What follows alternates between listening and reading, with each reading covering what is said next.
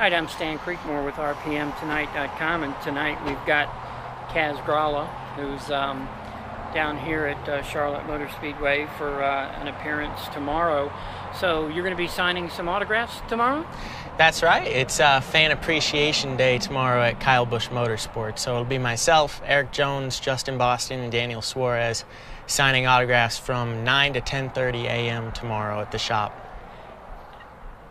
We talked about a lot of stuff over dinner and such and everything, and one of the things that impressed me the most is how you shut down your mind to nothing but a race. Talk about that, if you will, how you just make sure your mind is clear of anything but the race. Well, from the driver's perspective, as soon as the helmet goes on, you're a race car driver, and that's it. You're completely focused in on that.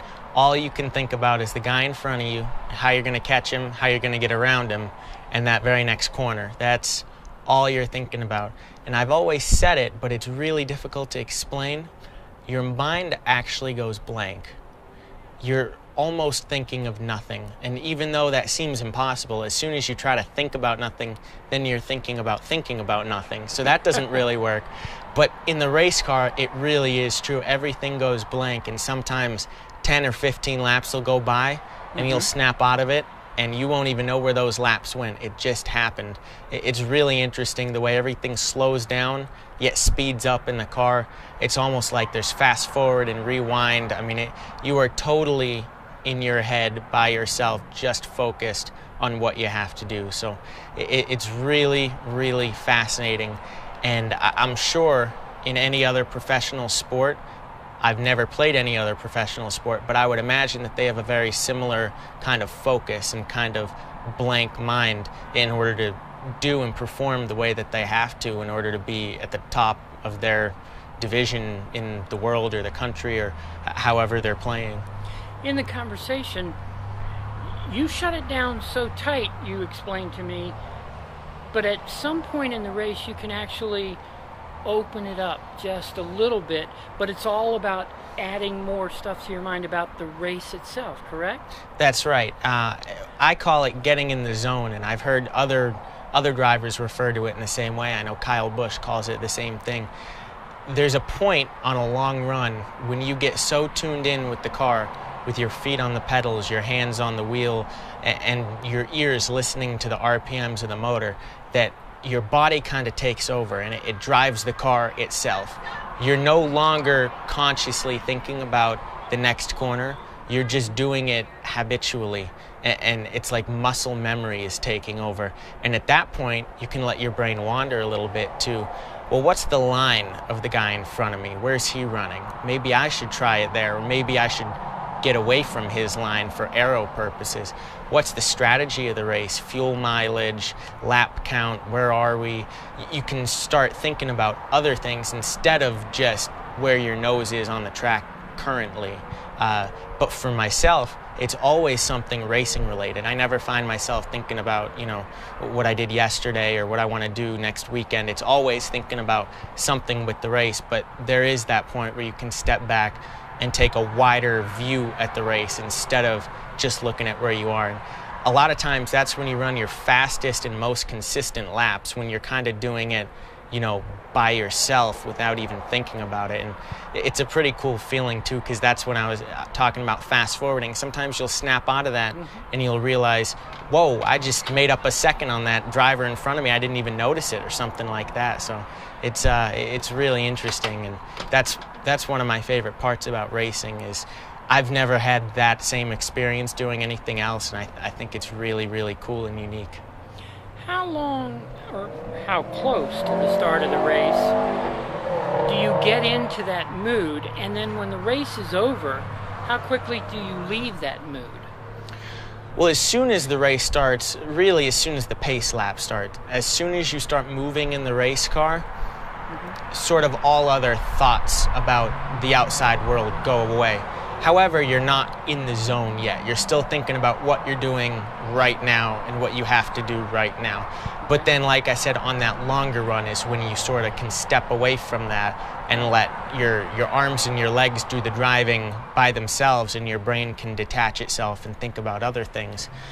But at the end of the race, it seems like you snap out of it pretty quickly. As soon as it really has to do with movement of the car, which is interesting. As soon as the car stops in, whether you're in the garage or pit lane, then it kind of disconnects again, and all of a sudden you're back in the outside world, and you're thinking about, okay, I've got interviews, I have to go to the media center, I need a Gatorade, you know, all that type of stuff. But while you're actually in the car, even after you take the checkered, if you're still driving, you're just all about where you're at right now, what you need to do, and just thinking about the race and the race car. And I think that focus is what really makes a driver successful, because I think if you're thinking about other things, you're not being able to put 100% of your brain on what you're doing currently. And I'm imagining the really successful guys like Kyle Busch and Jimmy Johnson, I'm thinking they really, really become one with the car and they get into that zone.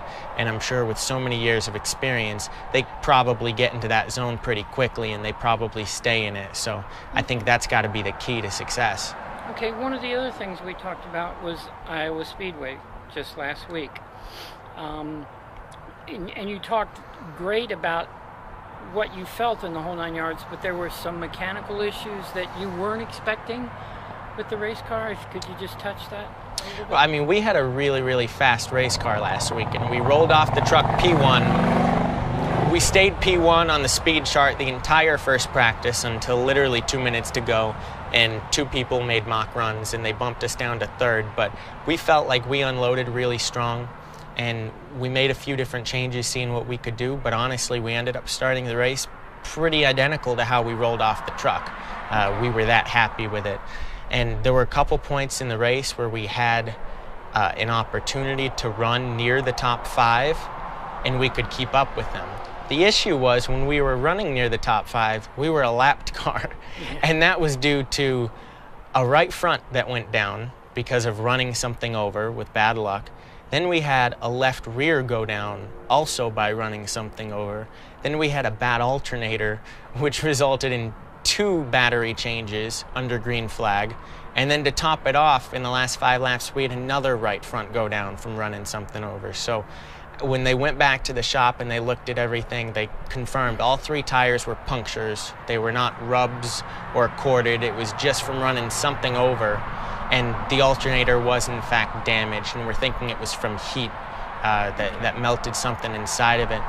So that really, we ended up chalking it up to just some bad luck, but we still left the event with our heads held high because we were fast, we were competitive, and I think with a little bit of luck on our side, I think we could have absolutely contended for a win or top 3 at least, and left with some good points. However, we ended up going from 5th to 9th in points, but we're closer to 4th place in points now than we were going into the event, because luckily we were not actually the only people with bad luck. There were quite a few other drivers too. So I'm going to be the first driver, maybe in history since 1949, to say we're going to turn our season around at Bowman Gray. That's going to be our surefire good result. Myself and the team, we're going in really focused, and we know that we need to get a good result, and we're not really going to have any doubts about it. We're going to go in confident, knowing that we have to do what we have to do, and I think we can come out with a good result. And I know Bowman Gray, and I know not everybody else is going to come out happy with how they end up. So I'm hoping that we can capitalize on that and rebound a little bit in the points, hopefully get back up into the top 5. Because I really feel that we're a top 3 or top 5 car, and potentially even a championship contender. If we can just get a little bit of luck on our side.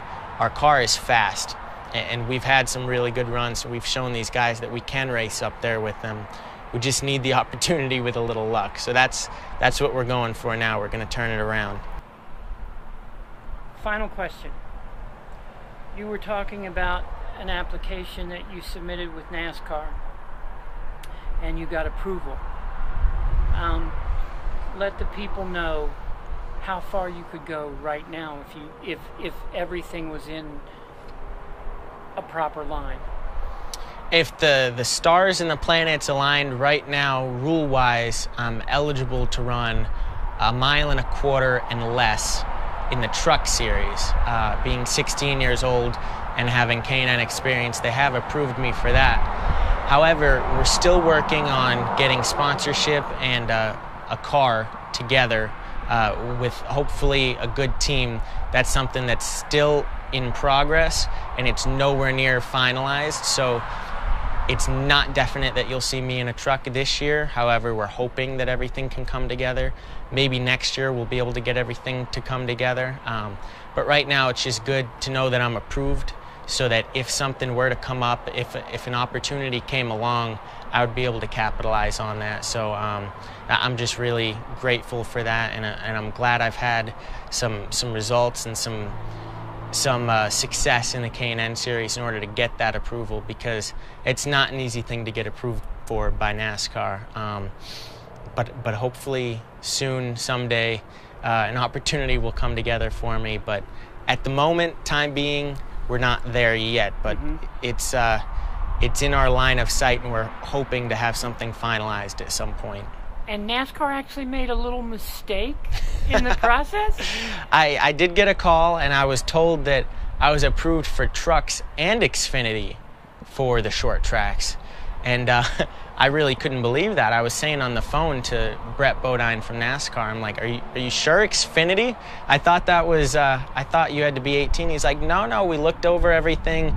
You're good to go. You had a great run at Dover last year that really showed us you're good to go in these things.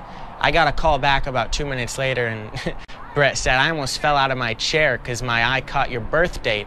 So I'm going to have to take that back about Xfinity for a few more years. But he said, at least you can rest easy knowing that if you were of age, we would have approved you for it. But you're going to have to hold up on that for a couple of years. Approved for trucks, not Xfinity yet. Kaz, we wish you the best, and we hope to see you in victory lane. Thank you very much. Always love being on with you, Stan.